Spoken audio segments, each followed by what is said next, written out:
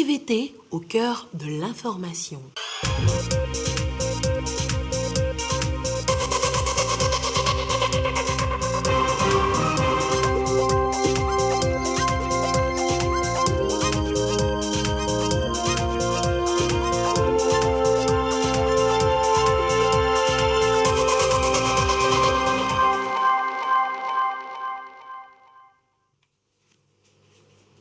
Il est l'heure du journal sur la télévision togolaise. Madame, Monsieur, bonsoir et voici les titres de cette édition. Journée nationale du Togo à Dubaï ce mardi. Le pays a dévoilé tous ses atouts et opportunités aux hommes d'affaires présents à l'Expo universelle. Et c'est le Premier ministre Victoire Toméga Dobé qui a représenté le chef de l'État. Et l'inclusion numérique dans le développement des populations, c'est le thème de cette journée du Togo à Dubaï. Et sur le plan national, le numérique s'invite partout comme dans l'enseignement. Un projet est en cours et va permettre d'enseigner autrement grâce aux nouvelles technologies dans notre pays, à découvrir dans cette édition. Voilà donc pour les titres. Et nous débutons avec les échos de l'Expo universelle Dubaï 2020 qui bat son plein. Ce mardi, c'est le Togo qui était à l'honneur à travers sa journée nationale. Une occasion de vendre la destination Togo aux hommes d'affaires présents. Et c'est la chef du gouvernement Victoire Toméga Dobé qui s'est pliée à cet exercice au nom du président de la République. Le compte rendu depuis Dubaï de Isidore Koubati.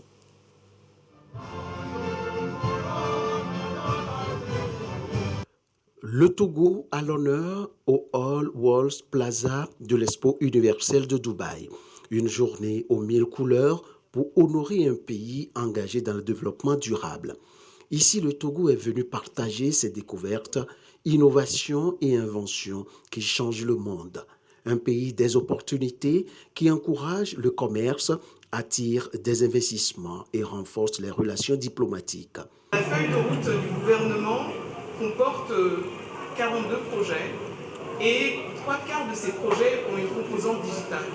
Et je pense que c'est ça que nous avons voulu montrer. Nous avons aussi voulu montrer notre positionnement en Afrique de l'Ouest, notamment le fait d'être un gateway pour l'Afrique de l'Ouest.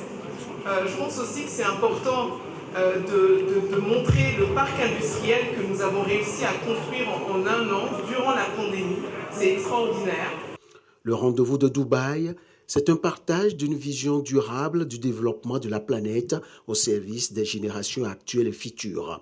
À cette journée nationale du Togo, Madame le Premier ministre Victoire Toméga Dobé, représentant le chef de l'État Faure Sozimna Gnassingbé, a témoigné l'engagement du Togo dans la construction de domaines via des initiatives et actions politiques, économiques, culturelles et sociales. Plusieurs projets présentés au pavillon du Togo illustrent parfaitement nos ambitions en la matière et qui visent essentiellement à utiliser le numérique pour fournir les meilleurs services possibles à nos populations.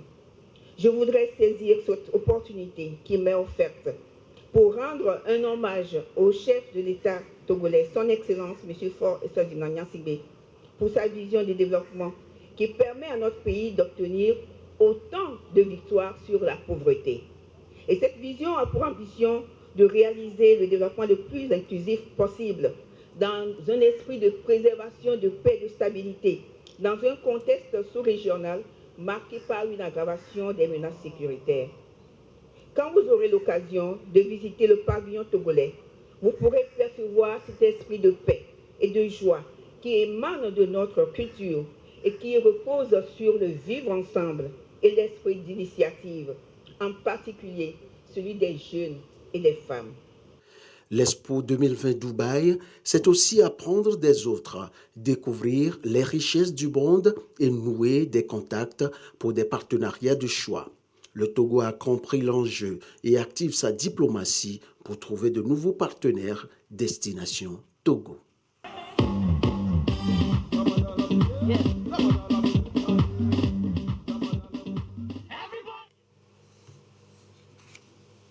Le numérique, gage de développement, le Togo l'a si bien compris. Il sera bientôt intégré dans le système éducatif. Pour l'heure, le projet est en étude pour validation. Le compte rendu avec Antoinette Romao. On va voir.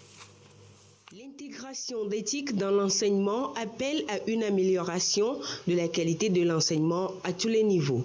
La politique nationale dédiée à la thématique est perçue comme moyen pour relever ces défis. L'éthique existe déjà dans l'enseignement au Togo sous plusieurs formes. Et depuis plusieurs années, chacun y allait à sa manière. Il y avait plusieurs projets qui ont essayé d'enseigner l'éthique aux élèves, de les amener à utiliser l'éthique. Et il est temps que toutes ces initiatives soient quand même mises sous un seul chapeau que nous appelons la politique nationale. C'est incontournable aujourd'hui l'utilisation de ces technologies. Donc il faut l'enseigner, il faut l'utiliser pour enseigner, il faut l'utiliser pour administrer, gérer le système éducatif, les établissements, etc. Il faut l'utiliser pour faire de la recherche. Il faut l'utiliser également pour renforcer la résilience du secteur de l'éducation. Une politique nationale d'intégration d'éthique, un outil qui va renforcer davantage la promotion du numérique dans l'enseignement. Et une fois l'éthique rendue usuelle dans l'enseignement, il faudra que les apprenants y mettent du leur. Et les élèves de filles sont incités à s'intéresser aux matières scientifiques et à les dompter. Et c'est une idée de l'ambassade des États-Unis au Togo. Immaculée Baoui Abalo et Ilia Gbanyadao pour des précisions. STEM, sciences, technologies, ingénierie, mathématiques, un projet de l'ambassade des États-Unis pour motiver les filles togolaises en classe de 3e à opter pour les séries scientifiques après leur brevet. Ça souligne l'engagement des États-Unis à travers le monde et bien sûr aux États-Unis de renforcer le rôle d'égalité entre les genres et en particulier dans ce cas de renforcer l'engagement des filles qui sont de base de l'avenir de tous nos pays. Je suis très très fier d'avoir eu l'opportunité de lancer ce programme de quelques jours que nous poursuivons. En effet, il est constaté que les filles s'intéressent moins aux matières scientifiques, telles que la mathématique, sciences humaines, sciences physiques, le digital. Cette opération de sensibilisation à l'endroit de ces 20 jeunes filles devra stimuler leur orientation vers les filières scientifiques. Des femmes qui ont adopté, épousé les filières scientifiques pour les sensibiliser à pouvoir s'intéresser à ces matières-là. Donc c'est ça l'objectif que nous visons en les rassemblant pendant 3 jours pour essayer de leur démontrer, de leur montrer comment les intéresser à ces matières scientifiques-là. Et pour ces jeunes filles, c'est l'occasion de réveiller le génie en elles. Avec cette formation, j'espère améliorer ma connaissance et je vais devenir docteur. Le STEM aide les filles et je vais y participer afin d'améliorer mes notes en classe et puis devenir une jeune femme qui peut voyager sur la Lune. L'ambassade des États-Unis apporte depuis plusieurs années son soutien aux initiatives de l'équité et de l'égalité du genre dans les filières scientifiques. Et l'actualité éducative est dominée depuis hier par cet ambitieux projet mis en œuvre par le gouvernement, celui de la réhabilitation et de la construction de 30 000 salles de classe. Projet d'envergure démarré sur toute l'étendue du territoire national. L'écho dans les régions des Plateaux et de la Kara avec la correspondance de Sylvain Abdou et Nestor Mozo. D'ici à 2025, le gouvernement compte construire, réhabiliter et équiper 30 000 salles de classe sur toute l'étendue du territoire national. Ceci pour améliorer le secteur éducatif et assurer une éducation de qualité aux enfants. Cet engagement politique est du chef de l'État qui attend augmenter la capacité d'accueil des apprenants destinés à maintenir un grand nombre d'élèves à l'école. Pour le démarrage des travaux, la direction régionale de l'éducation lance ici les activités pour le compte des Plateaux Est. Ces 30 000 classes de classe seront équipées. Et comme vous savez qu'une éducation de qualité ne peut pas être assurée sans un minimum de structure, d'accueil et d'équipement. Nous saluons l'arrivée de ce projet, la réalisation de ce projet qui va permettre à nos élèves d'étudier dans un cadre plus sûr. À travers le démarrage des travaux, des établissements vont bénéficier de la construction de bâtiments, comme ici au lycée Sada, un nouveau lycée ouvert cette année, où les apprenants sont dans des appartements de fortune. Cette école est l'un des bénéficiaires de ce projet P9 inscrit dans la feuille de route du gouvernement 2020-2025. D'abord, nous sommes contents en tant que parents d'élèves de pouvoir bénéficier d'un bâtiment, puisque l'autre, c'est nous-mêmes qui l'avons construit. Et vraiment, je remercie le gouvernement pour avoir pensé à nous. D'abord, ça va permettre l'augmentation du nombre d'effectifs des élèves. L'engagement du gouvernement, c'est de faire de l'éducation un moteur clé de développement économique et social. En témoigne il y a quelques semaines la dotation de tous les établissements de matériel pédagogique et de laboratoire pour renforcer le système éducatif sur le terrain. Dans la région de la Kara, c'est l'école primaire publique de Nsandjabou Bondido, dans le canton de Nawaré, dans la préfecture de Dankpen, qui a été retenue pour donner le coup d'envoi des travaux du P9, projet d'augmentation des capacités d'accueil scolaire. Ce projet a été initié par le gouvernement à travers sa feuille de route 2020-2025 et envisage de construire et équiper 30 000 salles de classe. C'est la première phase qui est ainsi lancée. Dans cette phase de lancement, la région de la Kara bénéficie de, par exemple ici, la construction de 3 salles de classe ici avec bureau-magasin. Nous avons à bénéficier également d'une réhabilitation au CG Bassar Nord, d'une réhabilitation à l'EPP Pétab, de la construction au GEP Ketao Gendarmerie. À Nsandjabou Bondido, l'édifice qui sera érigé viendra renforcer l'ancien, ce qui va permettre aux enseignants et aux élèves qui s'abritent sous les appartements de les quitter pour travailler dans de meilleures conditions. Cela va permettre à l'éducation de nos petits-enfants pour qu'ils puissent s'améliorer et participer pleinement dans le développement de notre pays. Donc pour cela, nous sommes vraiment fiers. Nous disons merci et nous prions également aux membres de nos ancêtres de bénir les autorités togolaises. La première phase du P9, qui constitue le lancement des travaux, sera exécutée sur les fronts propres du ministère des enseignements primaires, secondaires, techniques et de l'artisanat. La deuxième phase, qui sera celle de la confirmation, s'effectuera à travers des projets du gouvernement, notamment le PAKEB, le PAKE et le PAREC. La troisième phase, considérée comme celle de la systématisation, sera financée par le partenariat public-privé pour l'atteinte de l'objectif fixé à l'horizon 2025, à savoir la construction de 30 000 salles de classe. Il y a de cela 5 ans, l'Église et le monde entier accueillaient la publication de l'encyclique Laudato Si du souverain pontife François. Le document traite des sujets préoccupants et d'actualité, notamment la protection de l'environnement. La conférence des évêques du Togo, l'OCDI et le Conseil épiscopal Justice et Paix font découvrir le contenu de l'encyclique au public togolais. Christine Pétiké-Aloudé nous le fait découvrir. La planète va mal. Les actes les plus banals de l'homme l'affectent dangereusement. C'est en résumé le contenu du premier chapitre de l'encyclique Laudato Si du pape François. Il y décrit les racines humaines de la crise écologique.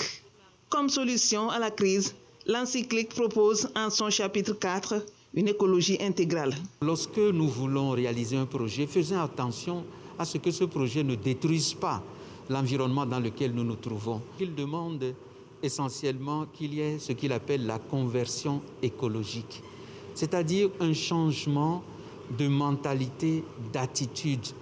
Sur les 17 ODD, 13 ont un écho direct dans le Laudato Si. Tout est lié. Notre environnement, notre être et notre devenir. Il faut qu'on prenne des initiatives pour aller dans le sens de ce que les ODD et le Laudato Si du pape suggèrent. Les changements climatiques, un problème global aux graves conséquences. Pour y faire face, il faut aussi faire appel à l'éthique, faire œuvre de justice et de droiture.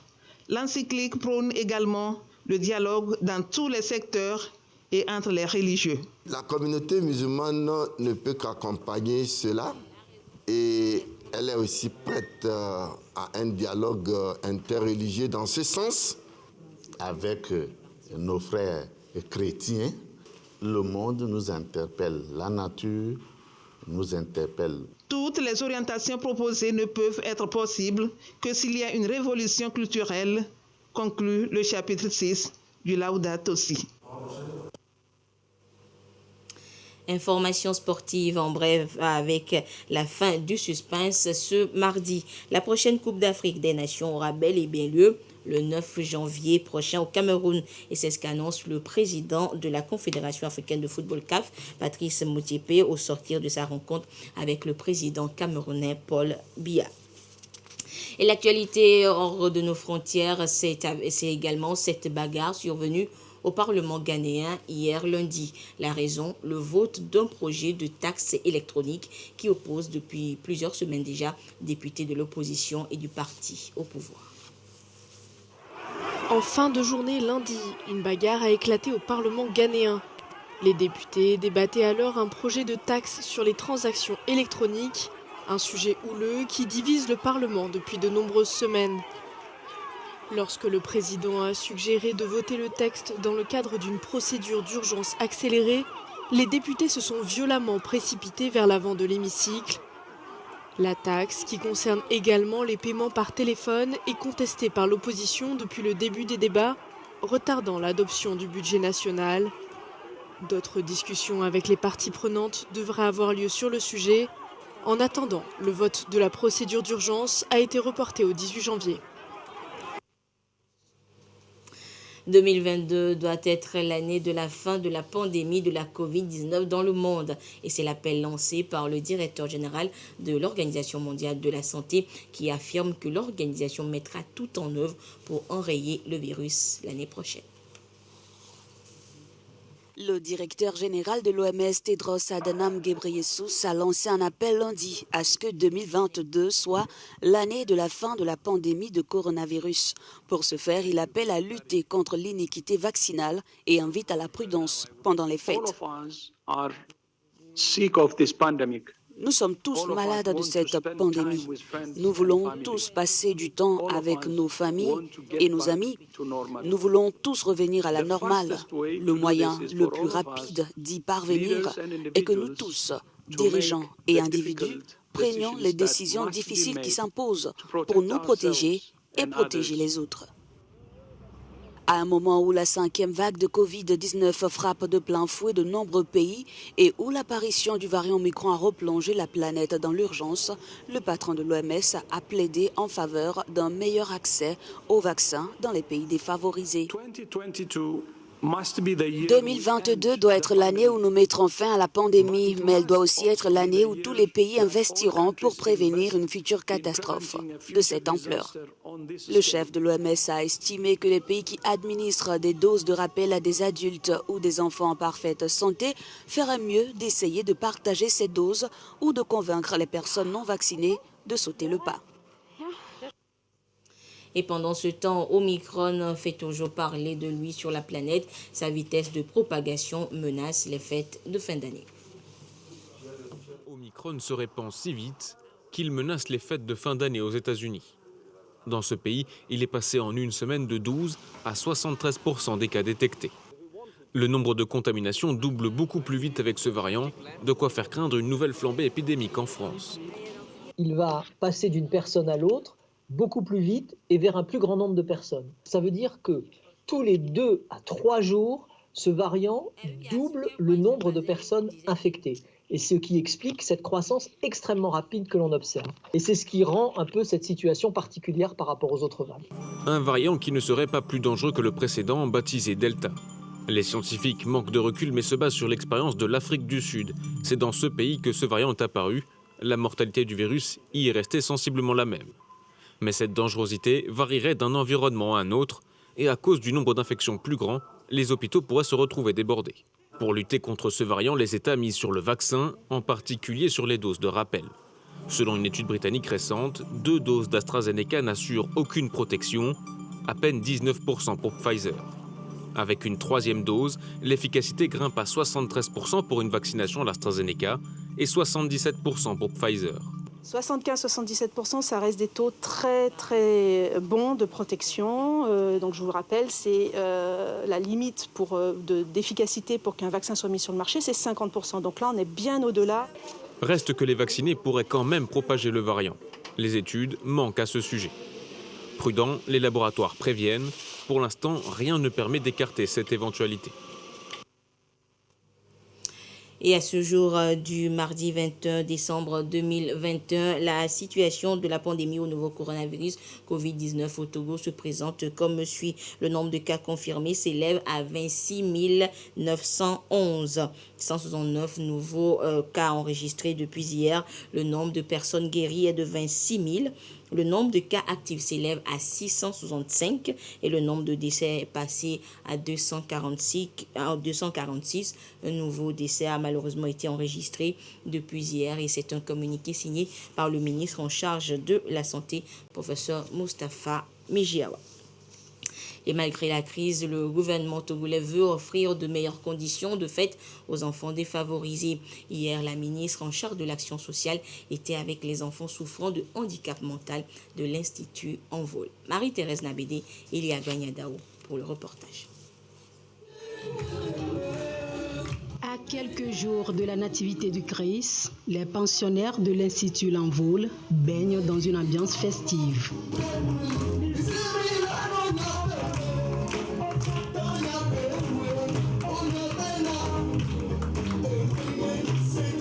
Dans ce centre médico-psychopédagogique dédié aux enfants déficients physiques et mentaux, musique, danse, défilé de mode et bien sûr des cadeaux sont au rendez-vous. L'opération Noël solidaire, une initiative du ministère de l'Action sociale qui s'invite dans leurs locaux. Nous sommes venus dans ce centre Envol, qui est un centre d'éducation pour les enfants handicapés, puisque c'est sur ces enfants-là que notre attention est portée ce jour, pour venir leur apporter des cadeaux, pour leur permettre un temps soit peu d'avoir la joie pendant ces périodes de fête de Noël.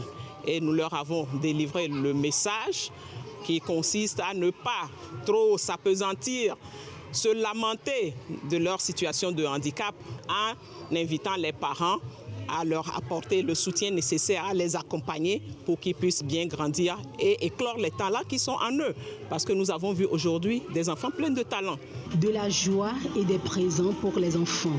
Ce geste de cœur ravit les responsables du centre. C'est une grande joie pour nous de voir la ministre avec toute l'équipe et ça nous prouve l'attention qu'ils attachent aux enfants déficients intellectuels. La fête de Noël, moment de réjouissance et de partage pour les enfants du monde entier.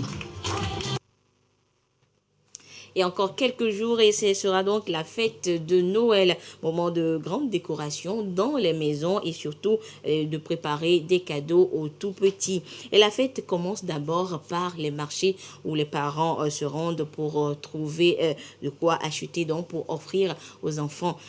Que se passe-t-il justement dans les marchés de Noël? Dodo Waré et son équipe se sont rendus justement dans un marché de Noël. Ils nous font découvrir l'ambiance.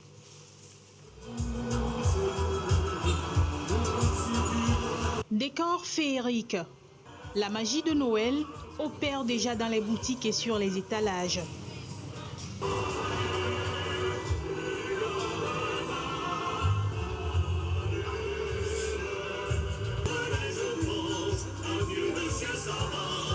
C'est l'affluence dans ce petit marché érigé au bord de la route à Toti. Tout cela pour la même raison, offrir des cadeaux de Noël aux enfants. J'ai acheté dans ce marché des trompettes, pianos, sifflets et lunettes. Ce sont des petites choses qui amusent les enfants et qui leur donnent de la joie.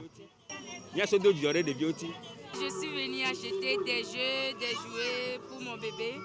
Et là, ils ont demandé ça à l'école pour eux. Et par contre, elle me dérange, mais c'est son jour. Donc voilà. Cette petite voiture va coûter une petite fortune à ce client. 10 000 francs CFA. Somme qu'il négocie, mais en vain.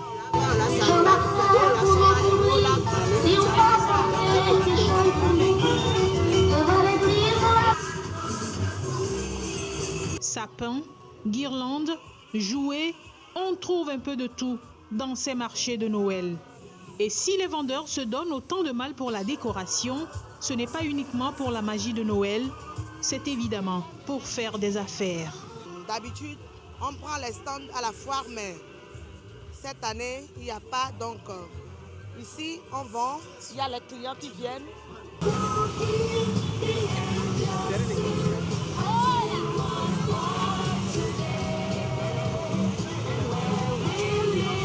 L'ambiance est plutôt calme à Men Mananja, à Didouadin. Les clients se font un peu rares par ici. Le vendeur ne perd cependant pas espoir. On est sorti depuis le premier quand même. Les gens viennent de temps en temps, ils viennent demander, ils repartent, d'autres viennent, ils essaient d'acheter quelque chose. Sinon ça va un peu. Les jeux de lumière alimentent les boutiques. Le Père Noël, personnage également incontournable dans les expositions.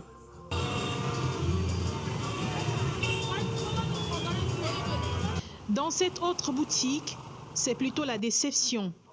Les prix ont quasiment doublé d'après cette cliente. Chez elle, il n'y aura pas de décoration cette année.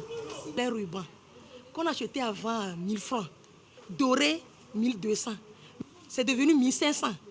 Les fleurs que nous achetons avant à 2000, 1500, c'est devenu 3500, 4000, 5000. Ce que j'ai prévu même là, je ne peux pas. Cher ou pas, les enfants rêvent déjà du cadeau qu'ils vont recevoir à la Noël. Ce jeune garçon a déjà repéré le sien. Et vous avez encore quelques jours pour vous rendre au marché de Noël pour des cadeaux aux tout petits. L'Union des professionnels agréés en douane UPRAD a un nouveau bureau. Et les membres ont été réunis en assemblée générale ordinaire la semaine dernière. Et ce bureau aura pour objectif donc de permettre aux opérateurs économiques membres de faire de bonnes affaires malgré la crise sanitaire qui sévit. Le compte rendu avec Solange Amandé avec la voix de Karine Olanlo. L'importation et l'exportation des marchandises sur le corridor douanier est du ressort des professionnels de l'Union professionnelle des agréés en douane UPRAD. Réunis en assemblée générale, ils vont redéfinir de nouvelles stratégies pour s'adapter à l'ère Covid-19. Un moment solennel sur fond de renouvellement de l'instance dirigeante. Je suis vraiment content, très émotionné. Nos priorités, c'est de rassembler les membres. Nous avons beaucoup de lignes. Nous allons reprendre notre place dans la chaîne logistique du pays afin de stabiliser les débours sur la plateforme opérationnelle du Togo pour mettre le Togo attractif. Nous allons renouer avec toutes les institutions, accompagner le gouvernement dans toutes les missions économiques et relever le niveau de nos membres par les formations. Le président sortant, Challenger, espère déjà une collaboration pour mener à bien la mission de l'UPRAD. Je trouve que c'est UPRAD qui a gagné. Je suis très fier. Mes félicitations à mon successeur, d'ailleurs qui était un compagnon de lutte. Je crois que moi je suis entièrement, totalement à sa disposition. Lui-même sait que je suis un précieux conseiller avant d'être président. Donc je maîtrise les dossiers UPRAD et divers. Donc il n'y a pas de souci, je me mets totalement à sa disposition. Le nouveau bureau élu, composé de 11 membres, va siéger pour un mandat de 3 ans renouvelable. Le ministre de la Sécurité et de la Protection civile communique. Ces derniers temps, les services de sécurité et de secours enregistrent une multiplication des cas d'incendie d'origine diverses dans les domiciles, les services, champs et plantations, voitures, marchés, etc.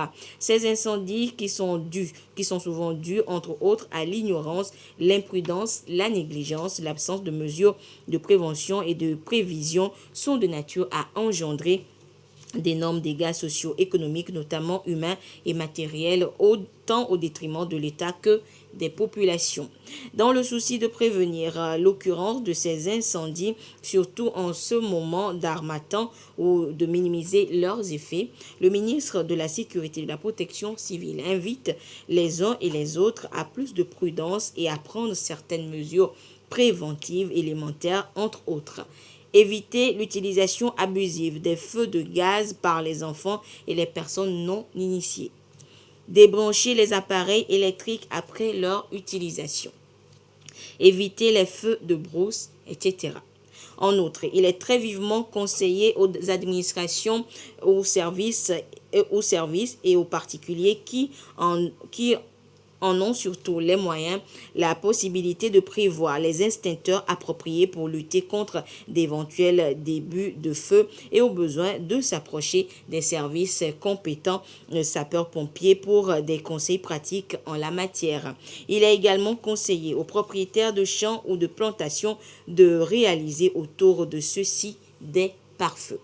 Le ministre de la Sécurité et de la Protection civile invite enfin les populations à plus de vigilance en cette période d'harmattan qui souffle sur toute l'étendue du territoire national. Et c'est un communiqué signé par le général de brigade Damham Yark, ministre en charge de la sécurité. Et c'est sur ce communiqué donc que se referme cette édition. Merci de votre fidélité à la télévision togolaise et excellente suite de nos programmes. Au revoir.